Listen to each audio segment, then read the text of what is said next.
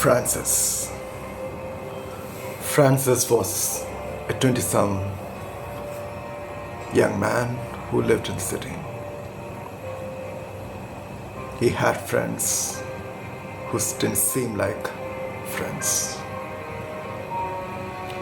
Francis was a printer who worked in a press. But like most people his generation, he wasn't happy, he wasn't satisfied with what he was doing in his life. The daily waking up, going to office, same old, the same old. Francis got tired. Francis became disillusioned with life. Francis was losing himself. Who was he? What's his purpose? Why is he alive? Francis didn't know the answers. And when he thought he knew, answers weren't convincing enough to calm the anxiety that was beating in his heart.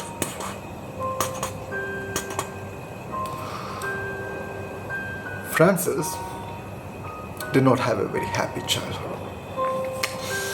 Francis' father was this strict, orthodox person, a man of the church, who wanted his son, his only son, to follow his own path when it came to the matters of the church or the matters of the home.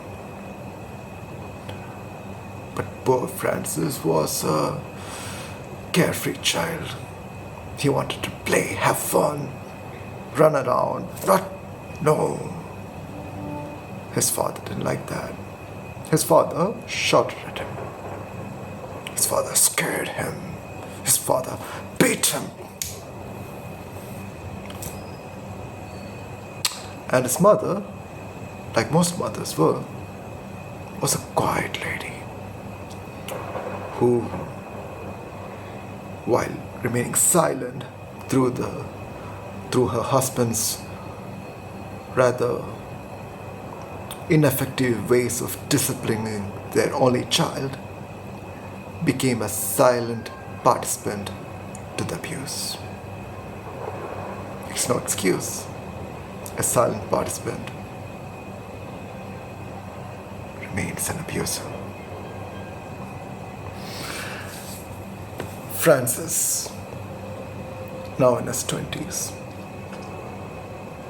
grew tired of the city life, grew tired of having friends who didn't seem like much friends. Francis moved back into his village. Francis found a home, a big home. He had money. His father was rich. Francis moved into this home and started living there.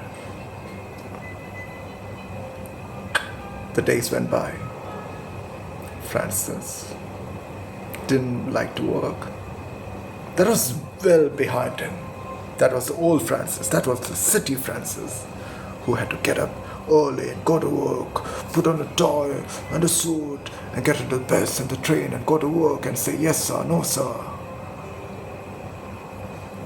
He didn't need to do that anymore. Francis started living a life of calmness, peaceful existence. He would lie on his couch all day, watch something on the television, and eat whenever he felt like eating. Then one day, Francis grew a bit bored and decided to explore this big house that he has been living in for the past many months.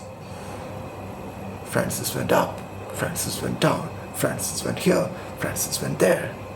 until until he found that this house he was living in actually had a secret room.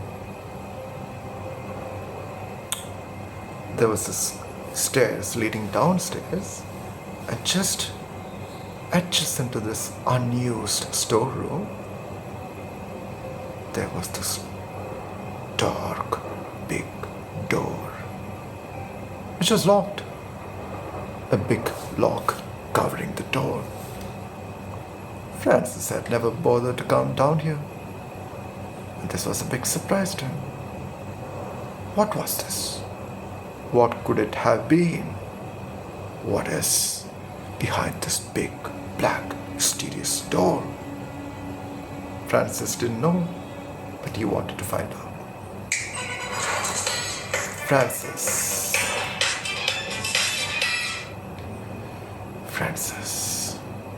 one day, came downstairs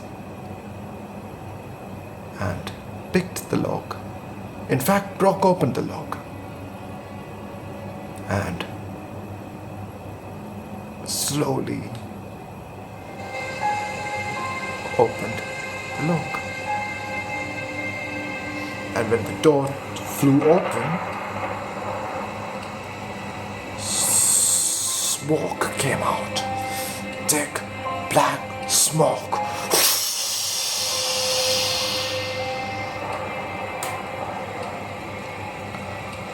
It threw Francis against the back of his wall. Francis fell down. He felt hurt. And when he came back to his senses and opened his eyes,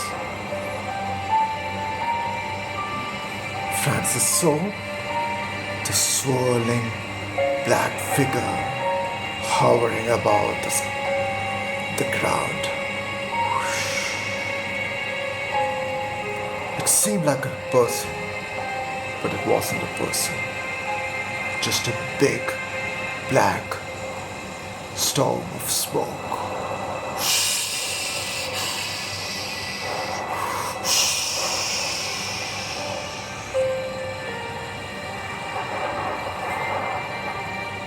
Francis became scared. Francis ran upstairs, went into his room and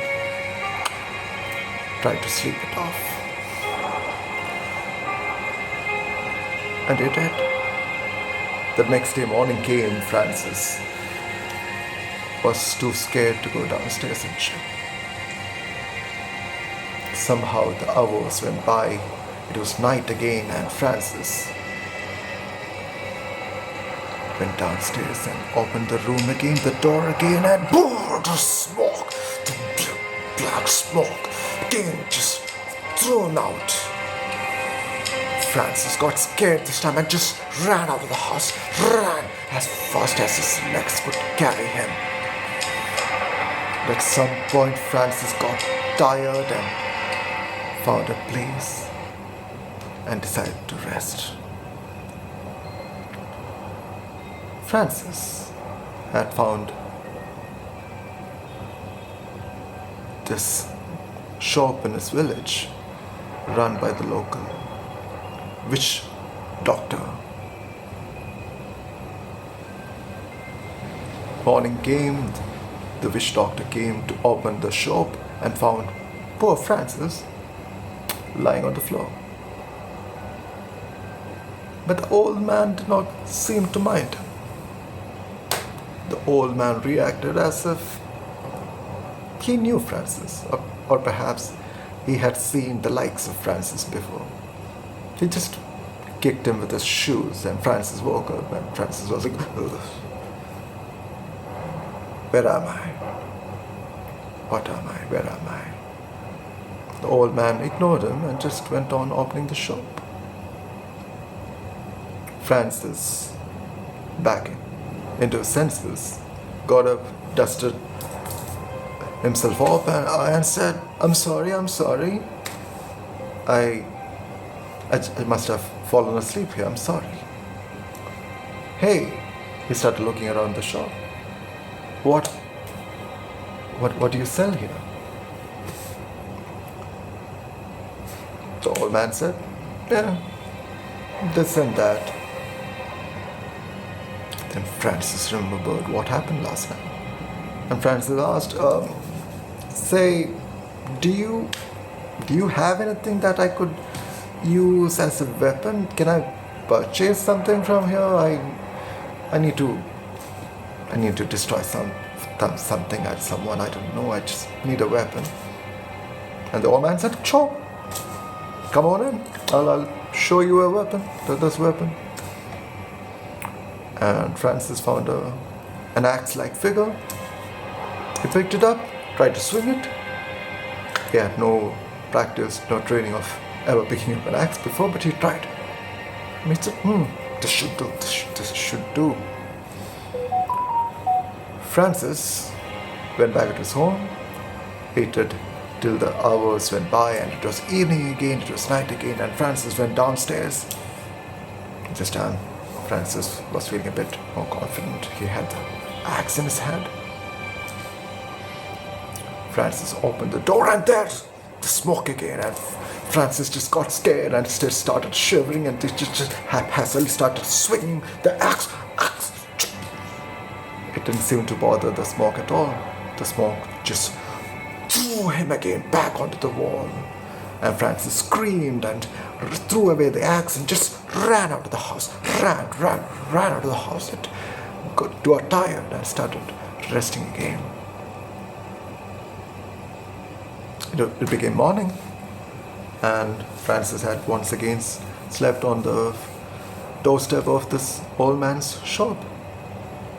Old man who came to open the shop in the morning wasn't surprised at all and just kicked him and woke him up. And Francis said, I'm sorry. Look, I think I need something strong. That weapon I bought yesterday didn't help at all. I just need something stronger. The old man directed to her a large sword. Francis picked it up. He immediately felt more confident.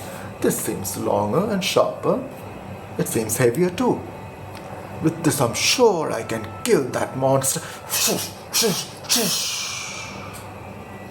Francis went back home. He waited till it was night. He went back downstairs, opened the door, saw the monster, got scared, but this time, with more conviction in his heart, Francis started swaying and slashing at the monster with the sword. Nothing happened to the monster.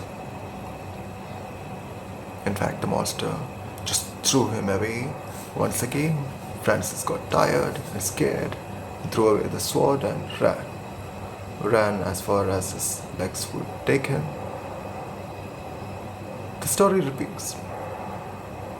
The next day morning, at this point, the shopkeeper wasn't even confused or surprised by finding Francis at the doorstep of his shop. Francis woke up, asked, I'm sorry, I keep doing this, I'm sorry. Say, I need something stronger, sharper perhaps. But say, old man, do you have something here that can make me feel calm? Because I know I have a good weapon, but whenever I see it, I get all scared. So do you have something over here that can calm me down? The shopkeeper, alright, sure. Go over there, in that aisle over there, there's this drink, this potion. You drink that, it will make you calm.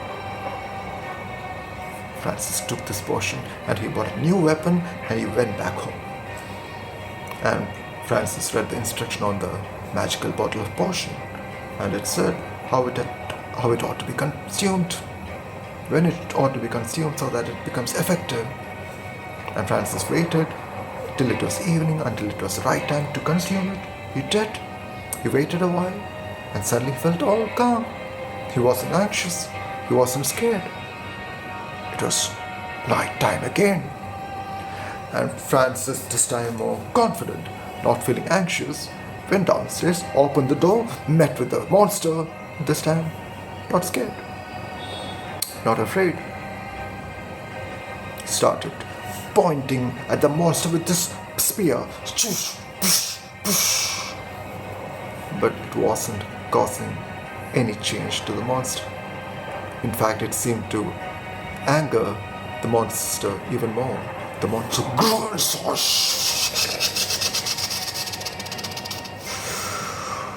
And even though Francis, now calm because of the magical potion, could not do anything to the monster threw him out of the room. This kept on happening.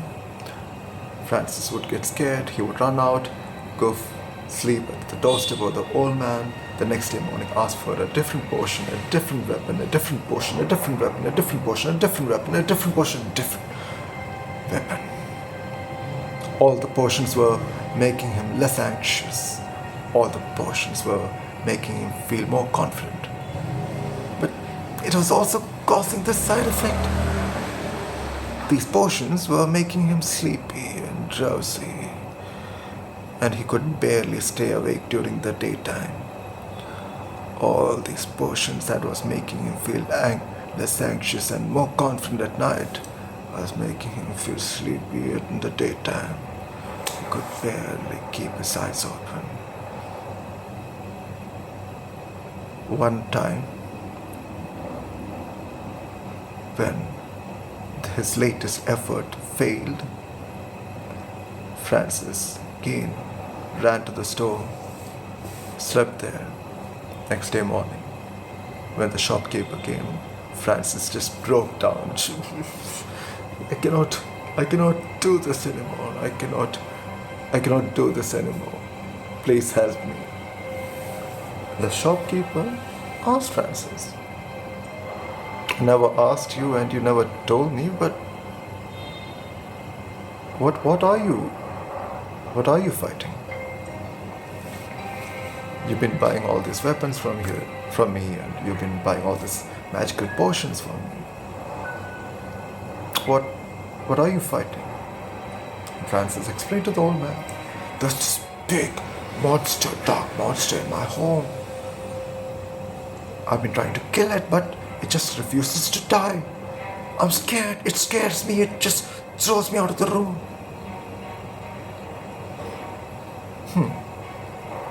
The old man was intrigued. You bought the home? Yes, I did. I bought the home.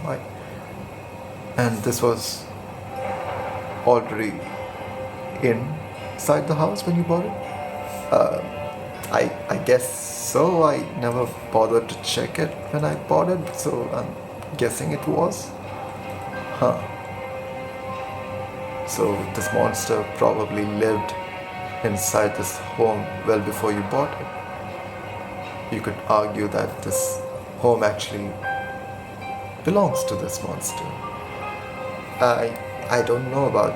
See, just forget all that. Can you give me something? Like, how can I kill it? The old man said, Say, forget killing it. Let's keep that thought aside for a while, but have you tried talking to it? And Francis was, what? Talking. Have you tried talking to the monster? It used to live there, and now you own the home. You sort of own the monster too. Why don't you just go try talking to it? And Francis was dumbfounded and felt so stupid and dumb and considered the old man crazy. He went back home and kept thinking about what the old man said. Should I do this? I seem to have done everything else and nothing has seemed to work, so why not? Why not? And Francis waited until it was night time. He went downstairs, opened the door, and there was this monster, the big dark swirl of smoke.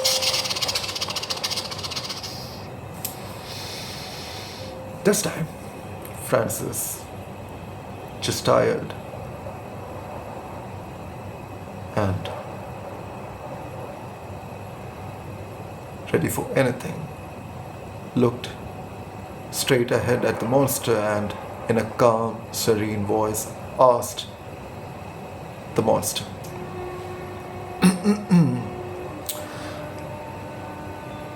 "I'm sorry, I should have introduced myself earlier. Hi, I'm Francis. I own this home. I live upstairs. Would you like to come upstairs?" And then slowly, the monster, the swirl of smoke, started slowing down. And a voice, a human-like voice, emanated, came from the smoke.